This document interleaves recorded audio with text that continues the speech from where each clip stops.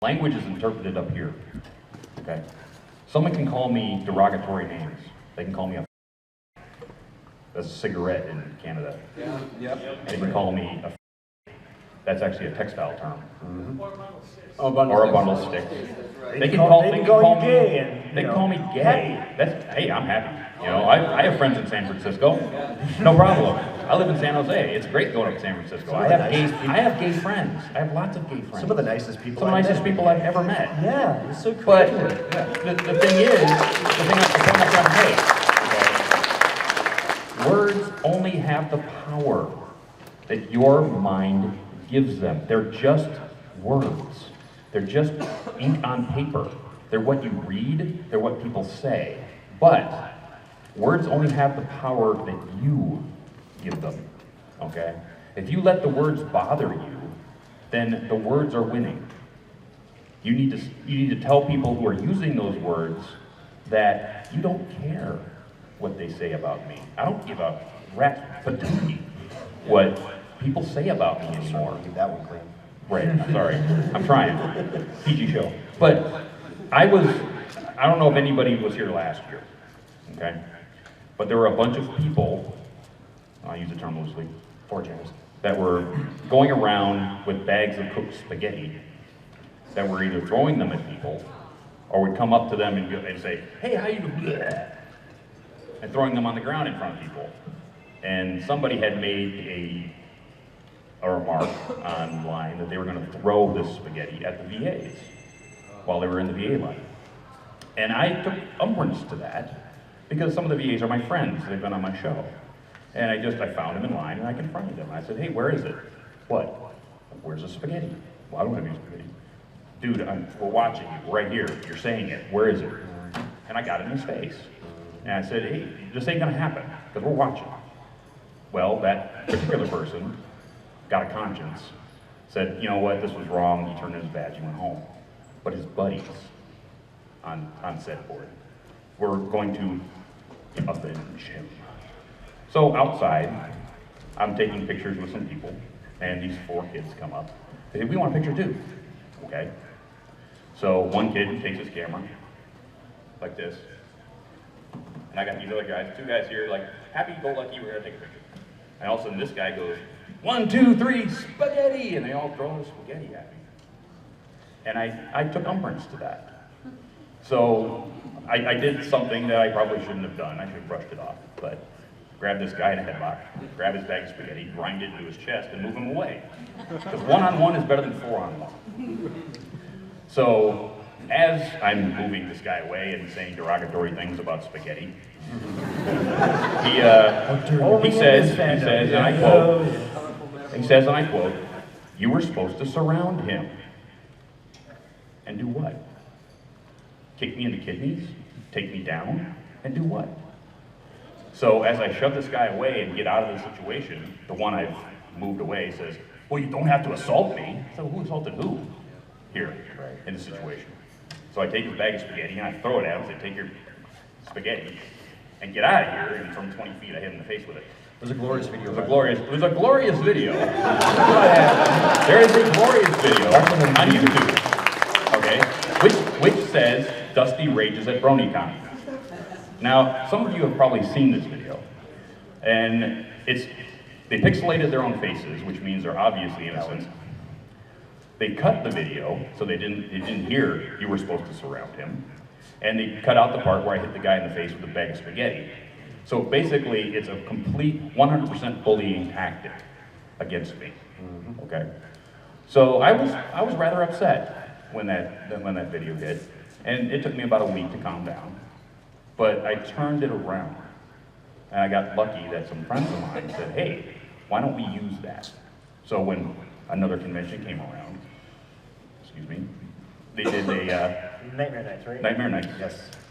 We did a food drive, and we called it the Spaghetti Feed. And sure enough, we raised $5,000 worth of food. So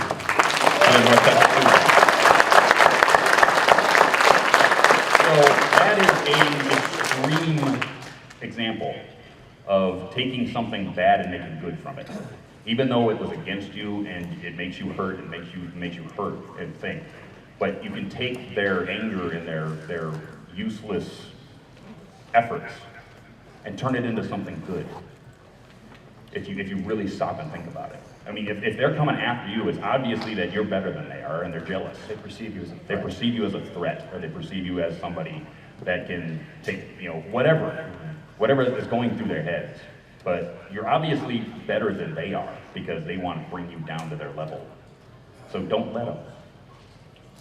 One thing to really keep in mind too is that most people who do bully you do it because they have a pretty bad life, usually at home.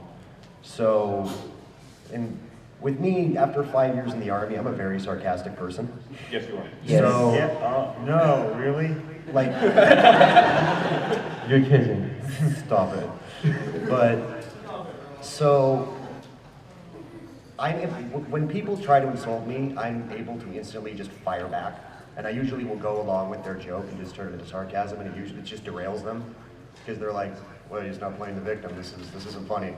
So, but back to what I was saying before about bullies actually being victims of something themselves, they usually act out that way because of things that are going on at home or because they're insecure about themselves, so they want to take their own focus off themselves and put it on you.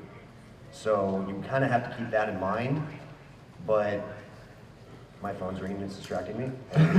So bear This with me. thing happened this moment. I forgot what I was saying.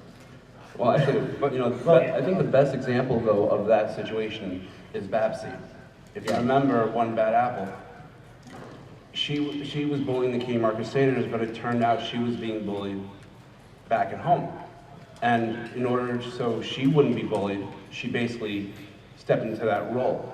Now, you don't know what a person's situation is. You don't know what is going on up in here in their heads. You don't know what's going on at home. And, the person that's bullying you could be a Babsy, I think she would be the best example on that, on that example he gave. Yeah, because normally bullies have tons of problems in the person or the family, so they're just trying to make your life miserable because his life basically sucked. Misery loves company. Yes. Yeah. So they kind of absorb your happiness, and you're just like, why? Why me among all these people in the world? Sometimes you have to look at the people that are bullying you with a wider lens. Basically, how I'm trying to say that is that I had a bully. His name was Chuck Marshall, and he was about this tall to me during high school. But I was the oversensitive big kid. I'm sure some of you guys are that. Yeah. And I can do that, he's my friend. Yes. But Smile. being the oversensitive big kid and with a dad who was like 6 foot nothing, 320 pounds, ex-semi-pro football player, he says, you don't fight at school, you're there to learn. And you definitely don't fight your brothers. But okay, so I took that to the extreme and didn't stand up for myself for a very, very long time.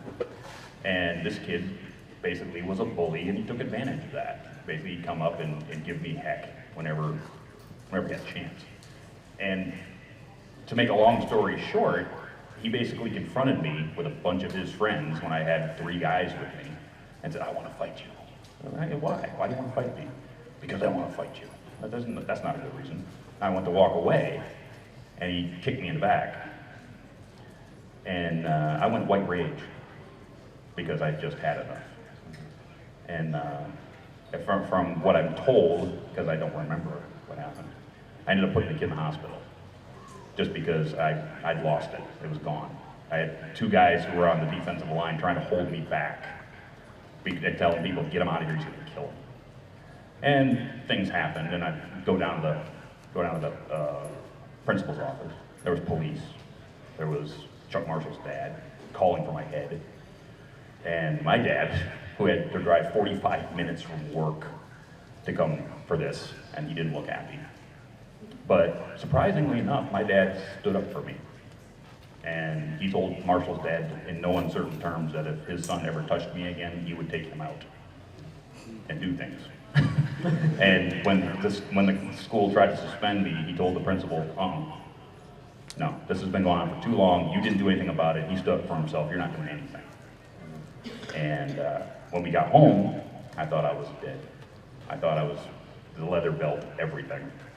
And he sat me down and he said, okay, now, if this happens again, just back off a little bit.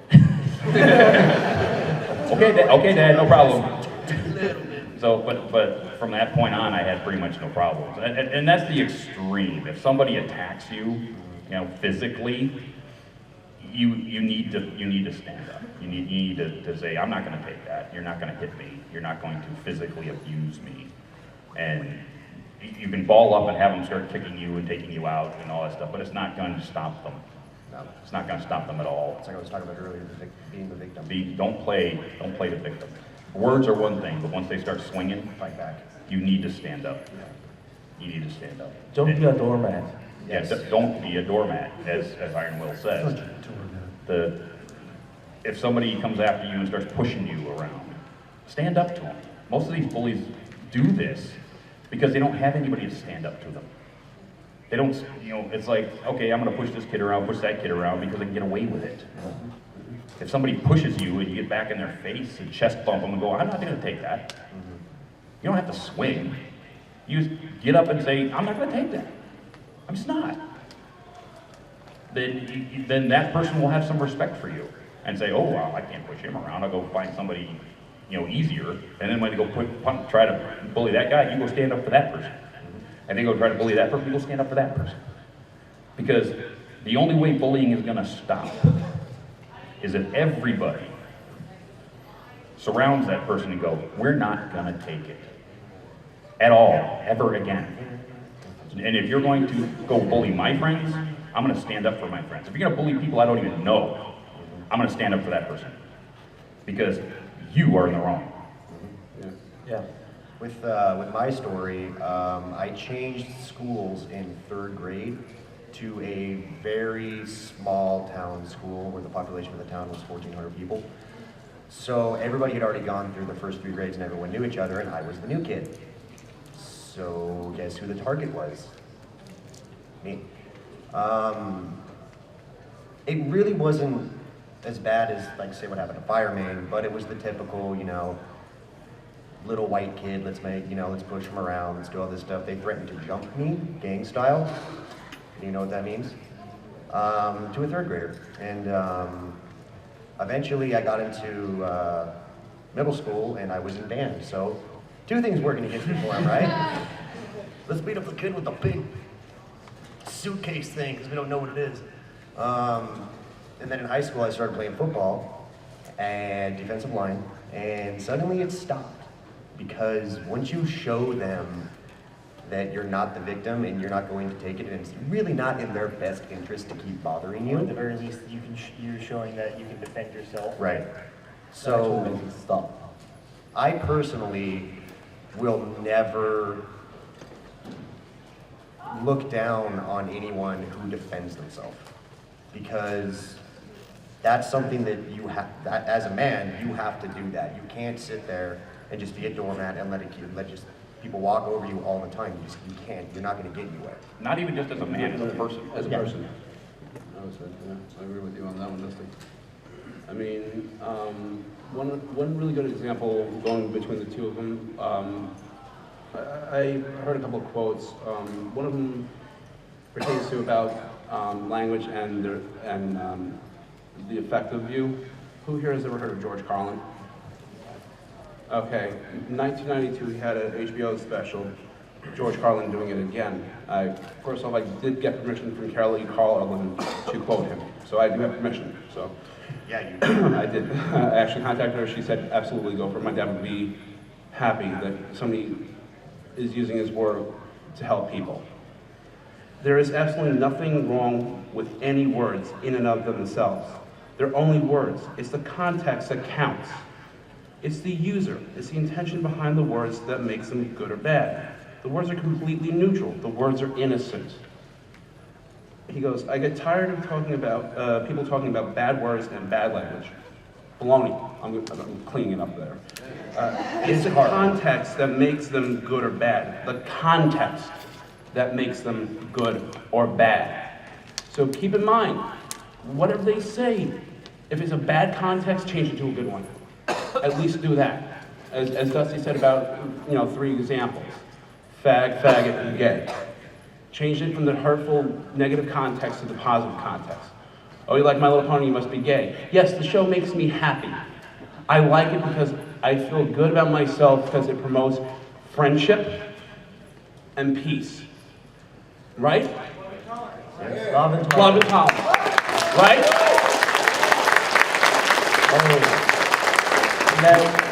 Once I was in a Skype call and a friend said, men are supposed to undress men with guns I like and guns. violence. Guns and raw meat and football, yeah!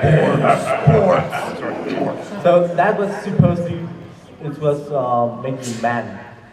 I like ponies. I'm still a man.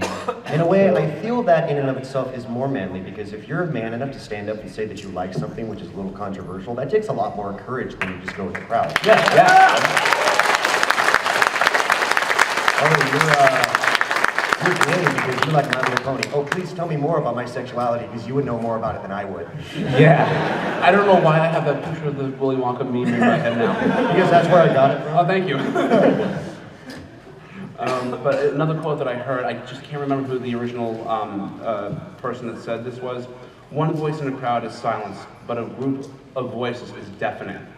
And there was no better example than the hashtag Stand with Grayson. That thing trended very quickly. That was basically, with internet terms, that is deafening. But if one person just did it and that was it, it's silenced.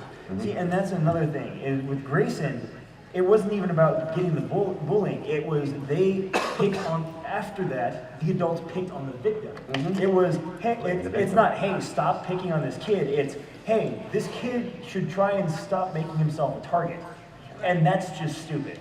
Wrong. Because just because he likes My Little Pony, just because he wants to show it, that makes him wrong. That's, no. I mean, look at us here. Yeah. I mean, The 3 of us, when that happened, we're all from California. We were all talking like, how much is the flight down there? I actually was thinking the same thing. I said, Mom, can I borrow the car for about a couple of days? I gotta take a trip. Yeah, No, we were pretty freaking angry. at yeah, this we point. wanted to get down to his school, show up with him in Yeah. pony shirts. The Be whole like, thing. so who wants to make fun of My Little Pony? I heard that you don't like. I heard that you don't like ponies. Let me. Have you been to the Church of Rainbow Dash lately? Have you heard these good words of our Lady Celestia?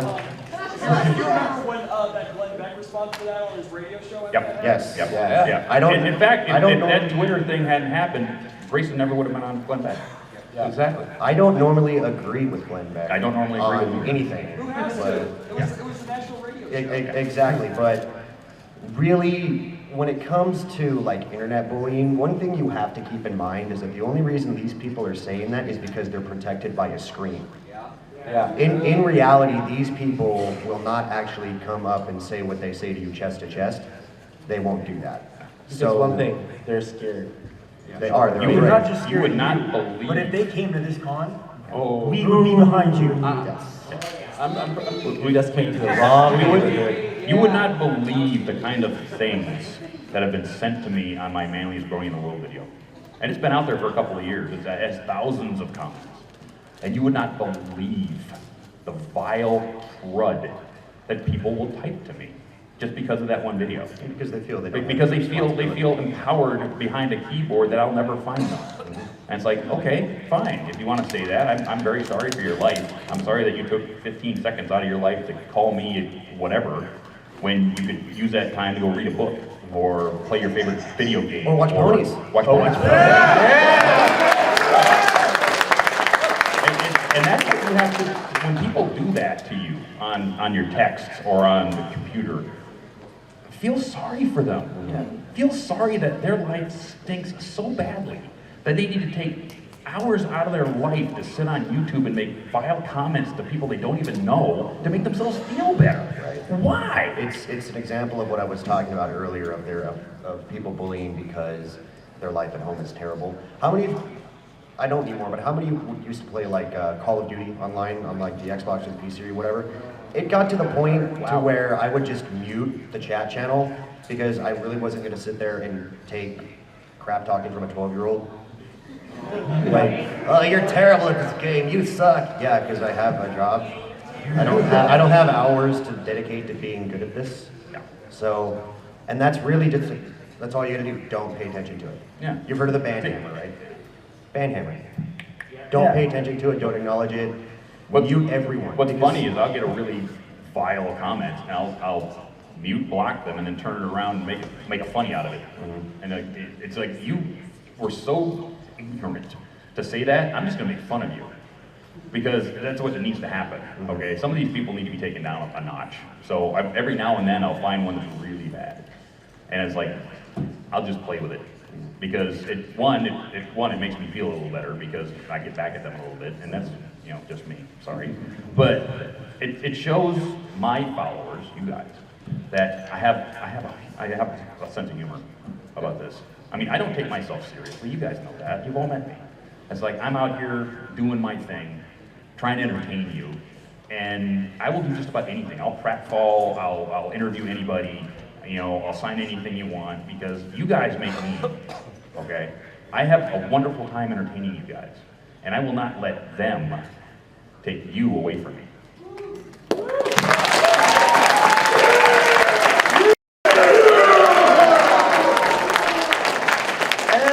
What just happened, it's the same way, I mean, yeah, I do like playing Snowflake because when I first saw him, I was like, oh my god, he's so awesome, I'm gonna play him. You beat me by one con, that's why he's so Yeah, Everfree Northwest, the first time I put this on, I was walking down the street to the convention and like 5 people were just, oh, you're that guy.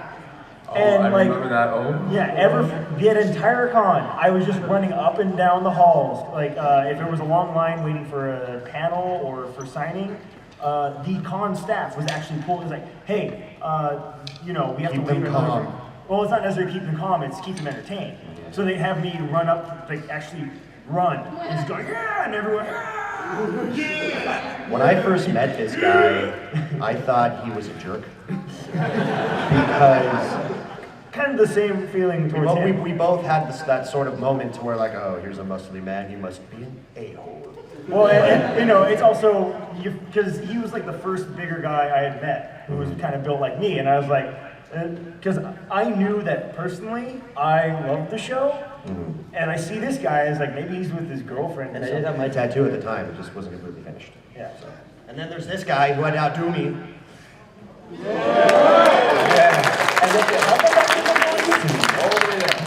And then he has the Sonic Rainbow one on his chest, but he doesn't want to take his shirt off.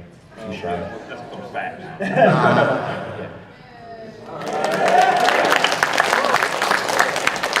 Really, when people will make fun of you for liking, whether it's Brony or whether it's a certain style of music or certain movies, if someone's gonna make fun of you for liking something, there's really no basis in reality for that insult, because it's like, okay, my opinion's different than yours, somehow I'm inferior to you, like, Or it's, I don't like it, therefore you shouldn't like it either. right, because it's a sort of narcissism with some of these people, to where it's just like, I am the most important thing and my opinion matters all the time. It's kind of a product of our suburban culture, to where you have these kids that are raised by these like really yuppie parents that will say, oh, your opinion matters and you're always right and you're always going to be right and all this stuff. And then they go to college or something and they realize the world doesn't work that way.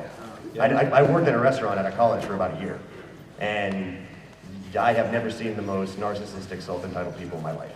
And it was an ag school too. That was the weirdest thing. But so they would come up to like the food court and they would be like, hey, I want this, like mumbling. And it's like, use your inside voice, please. And they would start pointing. I'm like, I can speak English, bro. Just tell me what you want. This isn't back on the block suburbia, okay? And I forget where I'm going. This conversation right now. Where are you going? I don't know. Hey, right turn. Oh yes, narcissism. Yeah. Narcissism. So bullies think the world revolves around them. and exactly. everyone should So think the same so thing. according to their narcissism, that the only things that people should like are things that they like. Yeah. That's not how the world works, and they don't realize that. They won't realize that until the people who they are bullying stand up to them and give them that moment of, let's call it fear, clarity, right, intimidation, to where we're not going to take it anymore. And the thing I want to point out is that My Little Pony isn't for everybody. Okay, we might think it is, but it's not. You know, the world is billions of people with billions of backgrounds and religions and everything. And anybody who thinks that every person in the world is going to like the same thing, the same religion, the same music, the same TV shows, is just deluding themselves. There's so many different people in the world. The people in Japan who love this show do other things with it. They make wonderful costumes. They make really great anime-inspired art, right? In America, the art's different. The costumes are different. Living Tombstone, who's from Israel, makes different music than Denotive, who's from Minnesota, okay? Because they have different backgrounds and different influences. So just within our own fandom, you have many different people liking many different things for many different reasons. So don't think that Pony is for everybody. I mean, we'd love to think it was, but it's not. So, and that's another thing you really need to realize when someone comes to bully you. They might not like My Little Pony, but you can let them know that that's fine. That's okay. I can like My Little Pony and you can like something else, and we can agree to disagree. We don't have to agree all the time. I feel that it's really a product of our society, which says that you have to be a certain way. That Pink and blue eye. exactly. Yeah. It's like remember the blocks as kids, the triangles and the circles and stuff. They're basically trying to put a triangle through the circle slot, and it doesn't really work. So it's basically society's attempt to sort of just make everybody a part of the machine. You know, everybody's wearing a suit, everybody's doing this, everybody has this job. It's the whole thing that started like in the 50s. So when you sort of break away from that, which is kind of like what me and this guy try to do, we try to show that, hey, you can be manly and still like something that's cute. My Little Pony is adorable. I don't understand how people can hate it. It's absolutely adorable. Who doesn't like it? Come on.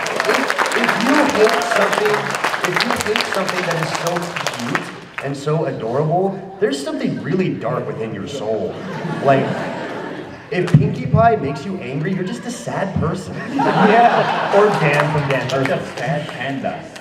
It's one of those things that's weird. It's like when people hate on Disney movies. It's like it's a Disney movie. Whether or not it's good, it's just a Disney movie.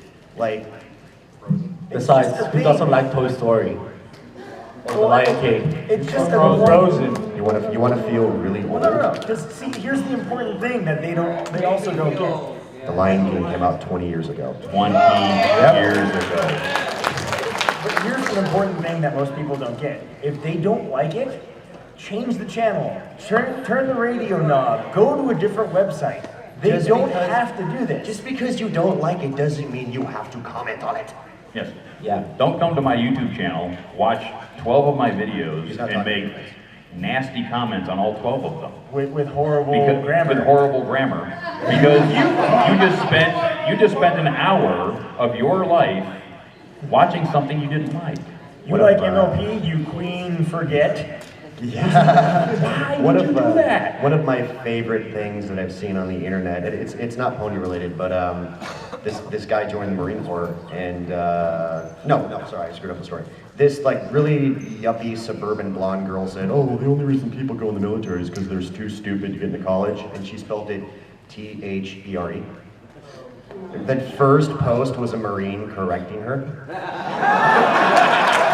And it just made my day. Because it's like, Epic win. alright, yeah.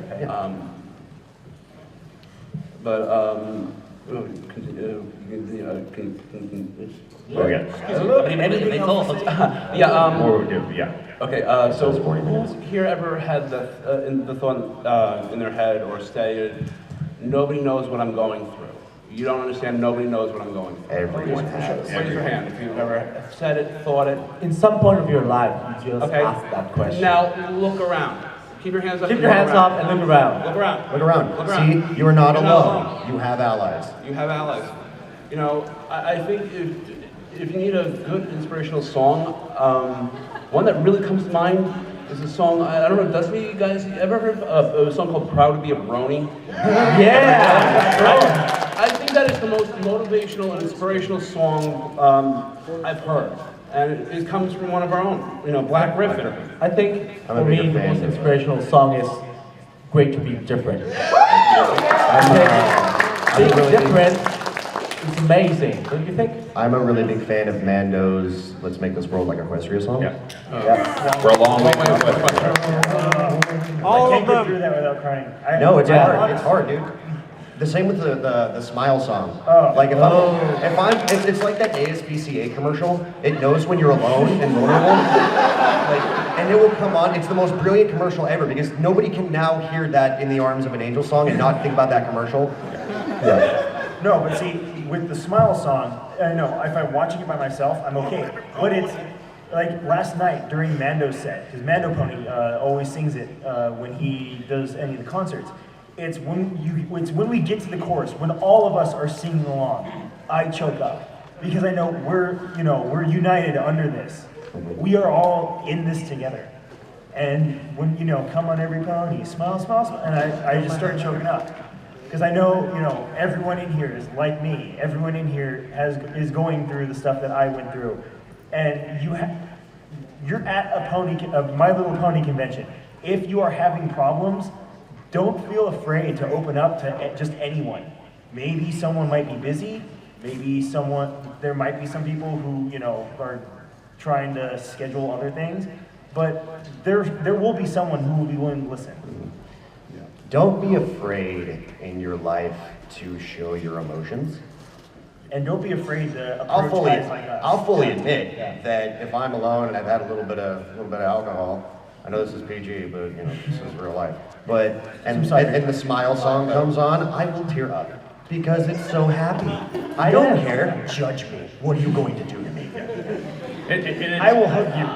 A lot of I would probably sing with you and cry. a lot of society, and I said this in the Brony Tale movie, when you're a boy and you're born, you're put in a blue crib, given a football or baseball, and told that you're supposed to be manly.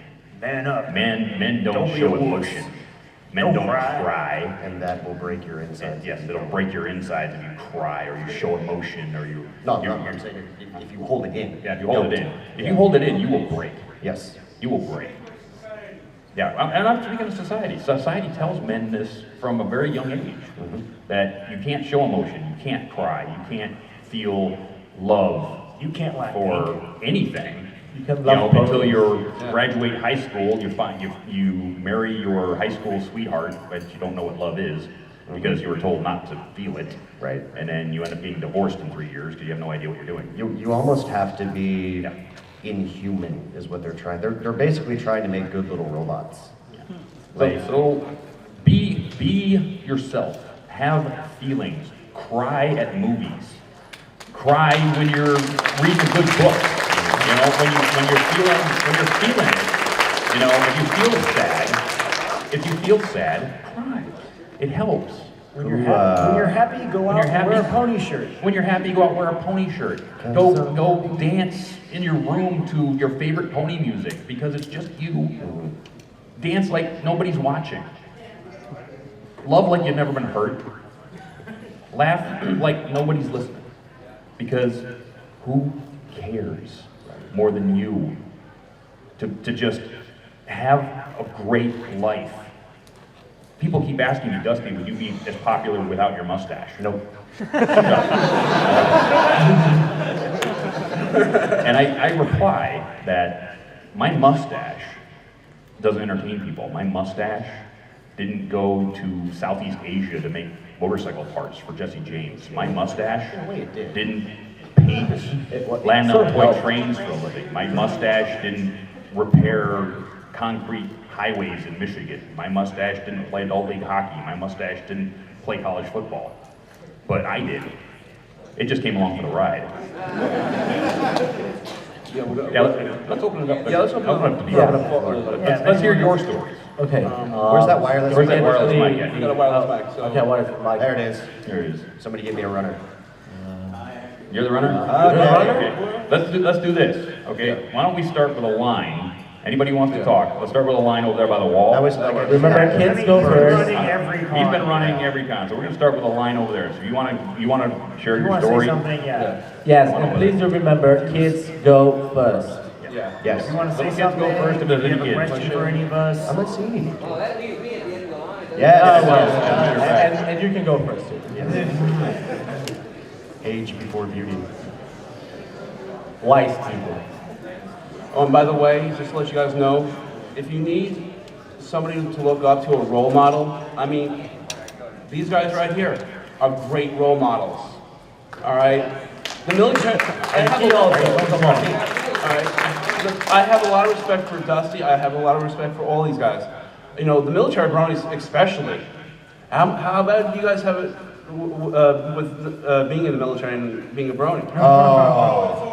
Okay. Okay, hold on. It depends on how you respond to their insults, of whether or not you're gonna have a good time with it.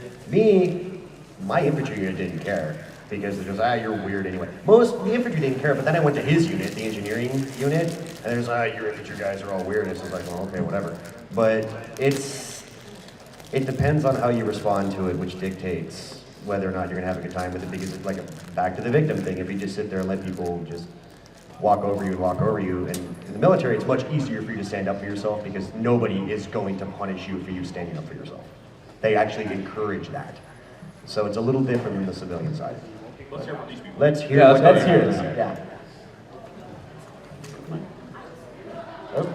I just wanted to say thank you for telling the kids that it's okay to feel their emotions and be themselves. I feel like the whole world is teaching these kids to walk down yellow lines and sit in cubicles. Everybody says, what do you want to do for a living? Nobody says, what do you want your life to look like? Right, How do you that's want the to point. feel? Right. What do you want to be?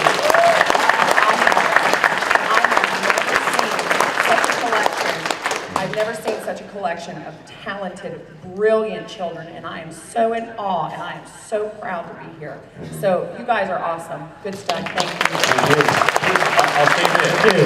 I'll say this real quick. Society tells kids from the time they're born, you have to go to college. College fund, college fund, college fund, college fund. You're going to college. Guess what? College isn't for everybody. Yep. Because there are numbers and numbers of brilliant people who are machinists, who are millwrights, who are electricians that never went to college. Look at Einstein. You don't need college for that. You need Einstein to go to dropped out trade of school. grade school. You go to trade school for that, and you learn. My grandfather, my dad's dad, was the best machinist in Michigan for many, many years. He could never retire, because every time he retired, somebody come up with more money to do this one project that only he could do. Okay.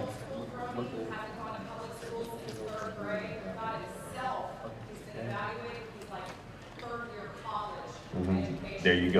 There you go. So, okay.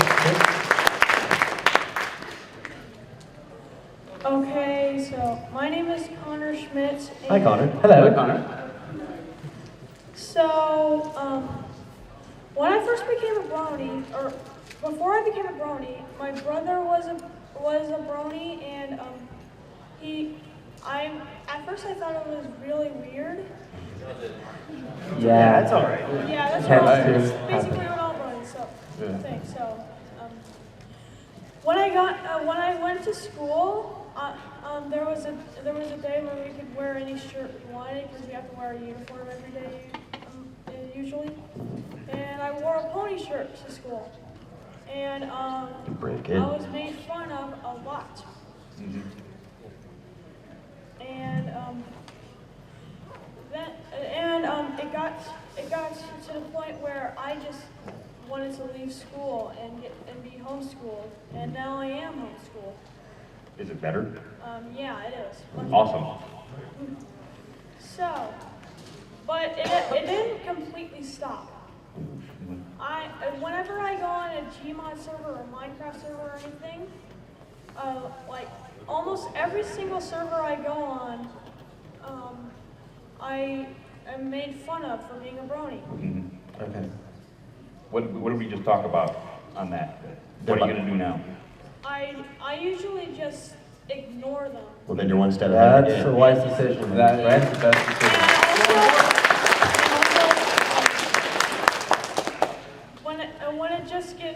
When I just get angry, like sometimes I can just get the logic cannon. Yeah. And yeah.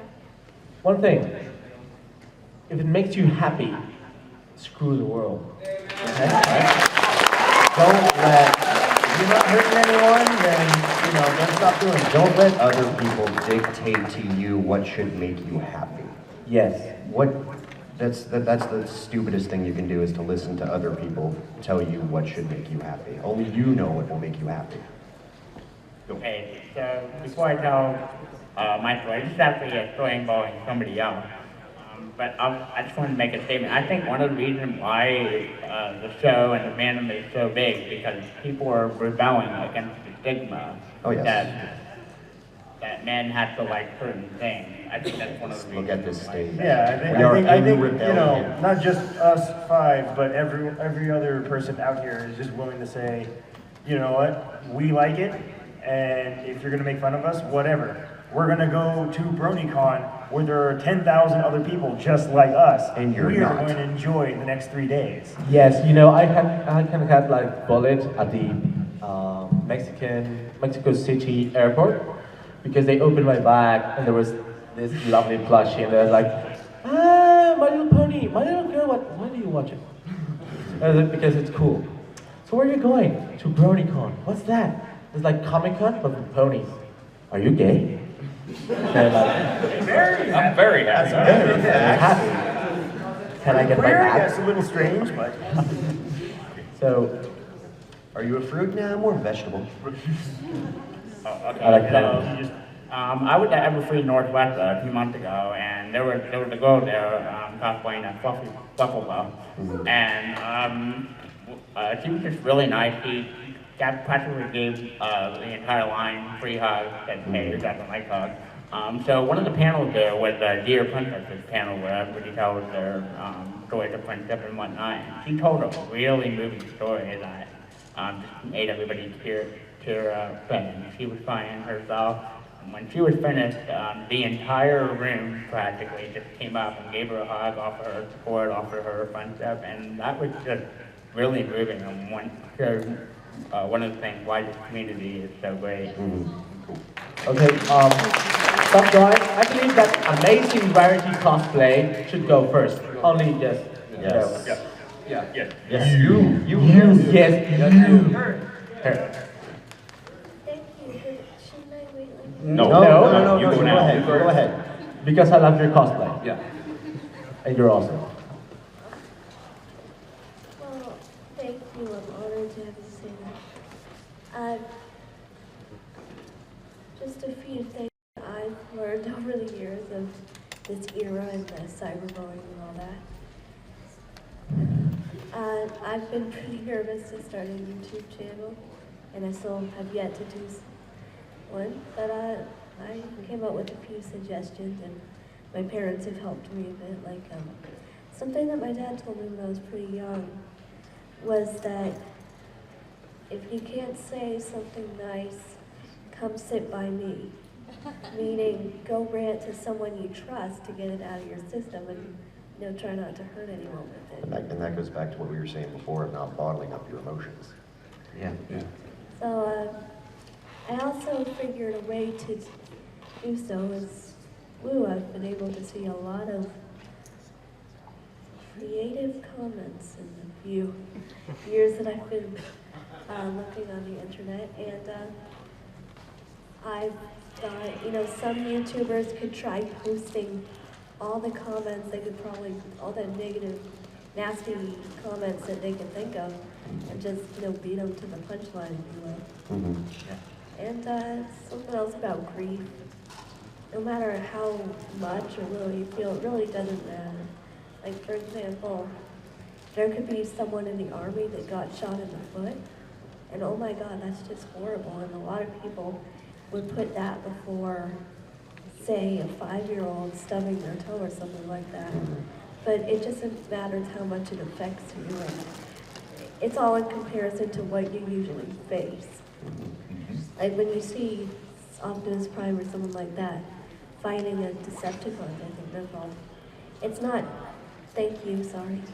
It's not that impressive because, you know, that's what they usually face. But when you see like an anthropomorphic mouse going up to an anthropomorphic owl, that's a little more impressive because it's all what the mouse usually faces.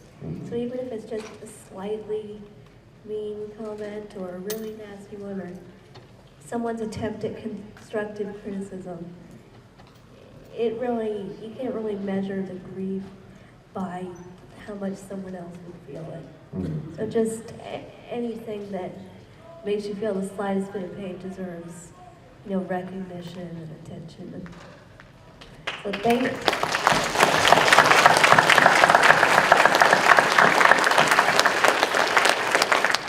all so much, and thank you for your advice. Good luck with everything. You're welcome. Thank you for being here. We only got a few minutes left, so. If we run out of time and you guys still want to talk to us, I don't know about them, but we'll we're be more than there. willing to. We'll be out around. Yeah, right outside. Yeah. Or something. Hi, this is my first BronyCon, and first of all, I'd like to say that Eleanor Roosevelt says that no one can make you feel bad about yourself without your permission. Exactly. Yeah, We're saying And that. second, I'm a single mom, and I'm raising 2 boys to be sweet, sensitive, nurturing men, so I think that it's just as important for our men to feel and show emotion as it is the women.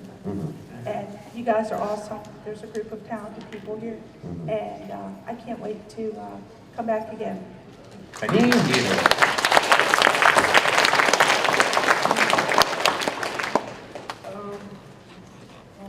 mind if I rant slightly? What, you got a minute? Yeah, you got a minute because we got a line to get through as fast as we can. I'll try to make it as quick as possible. So, I was bullied a lot as a kid. I was in the special classes, and the school I went to, they don't seem to care how much damage you take. You're allowed, they stick you in a class the entire day, one classroom. And it's almost as if the teacher's just sitting there for looks half the time, the one I went to. So I was stuck in a class with this kid named Melvin. Because of him, I can never hear that name without cringing, growling, rage, because when I was alone in class with him, all he'd ever do was spit at me and call me names and throw me. And I was bigger than him, but I was sweethearted. I was a nerd. I let him hit me. I let him throw me. I let him do whatever. Because he's bigger and smaller. I mean, you know, in popularity-wise. He had 4 friends and I had 0. So one day, I stick up to this little brat. I call him a midget because he's half my size, and I was small, but you know, he's half my size. Understand, I'm 5, I'm up to here, he's down here. And I know that's mean, but you know, it was every day he was throwing me and punching me. And I said that once, and his friends grab me, throw me against the fence, and jump me in recess. Recess, the only time we're allowed outside. But, tell the truth, it wasn't even that great anyway. All the other kids stare at you like you're garbage.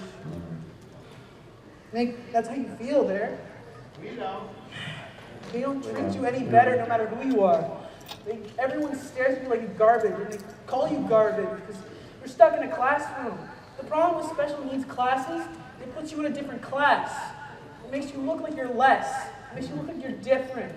So they call you scum. They think of you as scum. And it doesn't help when you're in class with some asshole who calls you scum. Sorry. PG Sorry. show, PG panel. Sorry, forgive me.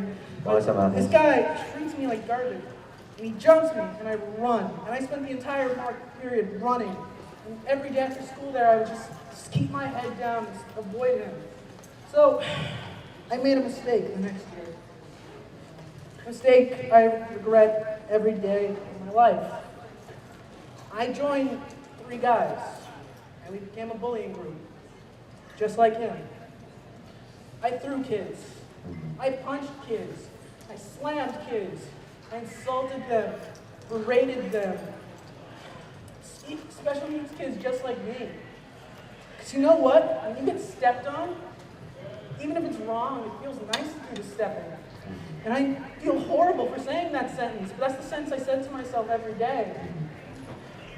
I recasted myself in iron, didn't let anyone in. I was a wall with a Gatling gun. Try to come at me and I'd shoot you down. Before you could even touch me. Your story is very, very riveting, but there's other people in line who would like to ask questions. Yeah. So now, because of that, I changed over the years. And I made a friend who, was really nice and everything. And over the years, I like telling my story to people because I tell it to all my friends now. Because I want to show I want to show both sides, what it feels like to be a victim and what it feels like to be the bully.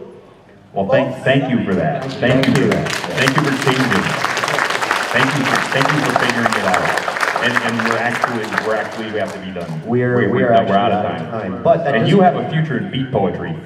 You do have a future in beat poetry, my man. Give me a hug. There it comes. Okay, so we may be out of time, but if anybody wants to ask us anything, we're going to be outside here. So just because this panel is done doesn't mean that we don't want to actually talk to you guys. Okay? Good night, everybody. Thank you for coming. Thank you for coming. Make sure you keep your word.